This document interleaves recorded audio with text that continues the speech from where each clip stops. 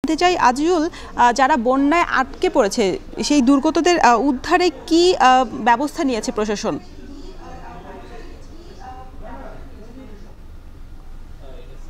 রোশন, গতকাল থেকে কিন্তু আখাউড়ার প্রায় ৩৫টি এলাকা প্লাবিত হয়েছে এই ভারত থেকে নেমে আসা উজানের ঢল এবং যে বৃষ্টি হচ্ছে সেই বৃষ্টির পানিতে।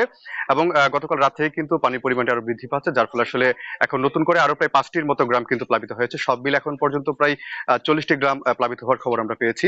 এবং এর মধ্যে প্রায় ১,০০০-এরও বেশি পরিবার কিন্তু এখন পানিবন্দী অবস্থায় আছে। সবগুলো পরিবারই কিন্তু মানবতর দিন যাপন করছে।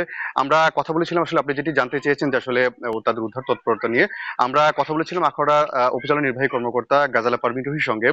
তিনি জানিয়েছেন যে আসলে তারা কিন্তু গতকাল থেকেই তারা আসলে কোন কোন এলাকাগুলো প্লাবিত হচ্ছে সে প্লাবিত এলাকাগুলো তারা ঘুরে দেখছেন। এবং তারা প্রত্যেকে কিন্তু তারা আসলে তারা যেই ৫৬টি যে আশ্রয় কেন্দ্র তারা প্রস্তুত করেছেন সেই আশ্রয় কেন্দ্রগুলোতে চলে আসার জন্য কিন্তু তারা অনুরোধ করেছেন। তবে অনেক পরিবার কিন্তু আসলে তাদের যেহেতু বাড়ি ঘরে যেহেতু তাদের মূল্যবান জিনিসপত্র আছে এবং অনেকের কিন্তু গরু ছাগল মহিষ কিন্তু রয়েছে তাদের গোয়ালে, এসব ফেলে কিন্তু আসলে অনেকেই এই মায়ায় কিন্তু আসলে তারা অনেকে কিন্তু আশ্রয় কেন্দ্রে আসতে চাচ্ছে না, যার ফলে আসলে এখন পর্যন্ত প্রায় ৩০টির মতো পরিবার কিন্তু আশ্রয় কেন্দ্রে আশ্রয় নিয়েছে বলে আমরা তথ্য পেয়েছি।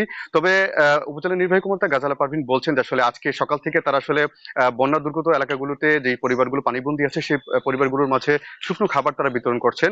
এবং তারা এখনো কিন্তু তারা জোর দিচ্ছেন যে আসলে এই যে যারা আসলে এখনো পানিবন্দী অবস্থাতেও যারা নিজ বাড়িতে তারা অবস্থান করছে তাদেরকে যেন আশ্রয় কেন্দ্রে যেন নিয়ে আসা হয় সেই চেষ্টাটা কিন্তু তারা করছেন। তবে আমি একটু জানিয়ে রেখেছি, আমি কিন্তু কিছু বন্যা দুর্গত এলাকার বাসিন্দাদের সঙ্গে আমরা কথা বলেছিলাম, তারা কিন্তু বেশ মানবেতর দিন যাপন করছেন। অর্থাৎ গতকাল সকাল থেকে কিন্তু তাদের ঘর বাড়িতে কিন্তু চুলা জ্বলছে না। এবং আজকেও কিন্তু সকালে কিন্তু একই পরিস্থিতি, আসলে তারা কিন্তু খাবার দাবার কিন্তু তাদের বেশ কষ্ট হচ্ছে এবং তারা কিন্তু বেশ মানবেতর দিন যাপন করছেন। তো রোশন, আমার কাছে এই ছিল আখাউড়া থেকে বন্যা পরিস্থিতির সবশেষ তথ্য।